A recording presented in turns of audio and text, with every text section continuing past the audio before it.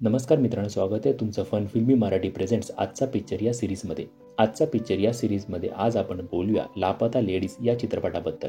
या चित्रपटात मुख्य भूमिकेत आहेत स्पर्श श्रीवास्तव, नितांशी गोयल, प्रतिभा रंता, छाया कदम, रवी किशन. या चित्रपटाचे दिग्दर्शक आहेत किरण राव. तर पहिलं बोलूया स्टोरीबद्दल. दीपक या साध्या आणि प्रामाणिक मुलाचं लग्न फुलकुमारी या मुलीशी होतं. तो त्याचं लग्न झाल्यावर तिला घेऊन त्याच्या गावी आणत असतो. तर ट्रेनमध्ये खूप सारे लग्न झालेले इतर जोडपी पण असतात आणि बहुतेक मुलींनी ज्यांचं लग्न झालंय त्यांनी लाल रंगाची साडी घातलेली असते. त्यावर त्या लग्न झालेल्या स्त्रिया घोंगट ओढूनच कायम असतात.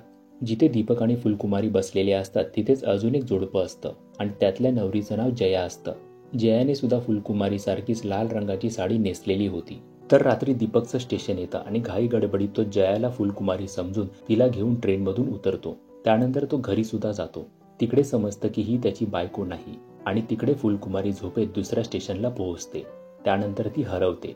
मग पुढे दीपकला त्याची खरी बायको फुलकुमारी कशी भेटते आणि जया का तिच्या नवऱ्याला सोडून दीपक बरोबर पळून येते हे जाणून घेण्यासाठी तुम्हाला हा चित्रपट बघावा लागेल. आता बोलूया अशा पॉइंट्सबद्दल ज्यामुळे हा चित्रपट खास ठरतो. यात काही स्पॉयलर सुद्धा असू शकतात, सो स्पॉयलर अलर्ट. लापता लेडीजमध्ये ग्रामीण कथा आणि ग्रामीण राहणीमान दाखवलं आहेच, पण हा एक जनजागृती करणारा उत्तम संदेश देणारा चित्रपट सुद्धा ठरतो.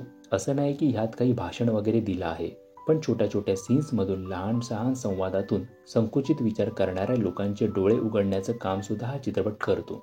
लापता लेडीजमध्ये असे काही सीन्स आहेत जे मनात घर करतात. शेवटची 10-15 मिनिटे चेहऱ्यावर हसू कायम राहतं. तो पूर्ण पोलीस स्टेशन मधला सीन जेव्हा इन्स्पेक्टर श्याम मनोहर जयाच्या नवऱ्याला धडा शिकवतो. मग पुष्पाराणी कशी कला जोपासण्यास किंवा शेतीचे सल्ले देण्यात प्राधान्य देते, तिकडे फुलकुमारी मंजू बरोबर असताना सगळेच सीन्स खूप सुंदर आहेत. ते कलाकंद विकणे, त्याचे पैसे फुलला देणे आणि शेवटी फुल दीपकला भेटते तेव्हा टीसी, मंजू, छोटू यांचा आनंद जो टिपला आहे तो खरंच खूप गोड वाटतो. अभिनयाच्या बाबतीत सगळ्याच कलाकारांनी उत्तम काम केलं आहे. फुलकुमारीचा निरागसपणा आपल्याला भावतो. रवी किशन यांच्यासाठीच इन्स्पेक्टरचं पात्र बनलं आहे असं वाटतं. पान खाऊन त्यांचं बोलणं आणि डायलॉग डिलिव्हरी भाव खाऊन जाते.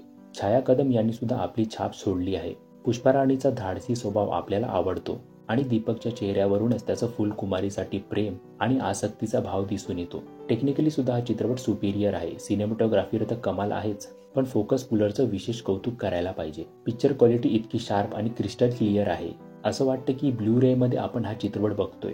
गावाकडचा चित्रपट असला तरी कॉस्ट्युम पण रिच फील देतात. प्रोडक्शन पण चांगलं आहे. जुन्या नोटा, फॅक्स मशीन, जुनी ट्रेन, जुने स्टेशन्स या सगळ्या बाबींकडे विशेष लक्ष देण्यात आलं आहे.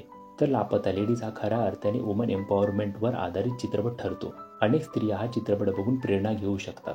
तर हा होता रिव्ह्यू लापता लेडीज या चित्रपटाचा. हा चित्रपट तुम्ही नेटफ्लिक्सवर पाहू शकता. तर या भागात इतकंच. भेटू पुढच्या भागात. तोपर्यंत आमच्या चॅनलचे अन्य व्हिडिओज नक्की बघा. चॅनलला सबस्क्राईब केले नसेल तर सबस्क्राईब जरूर करा. थँक्यू.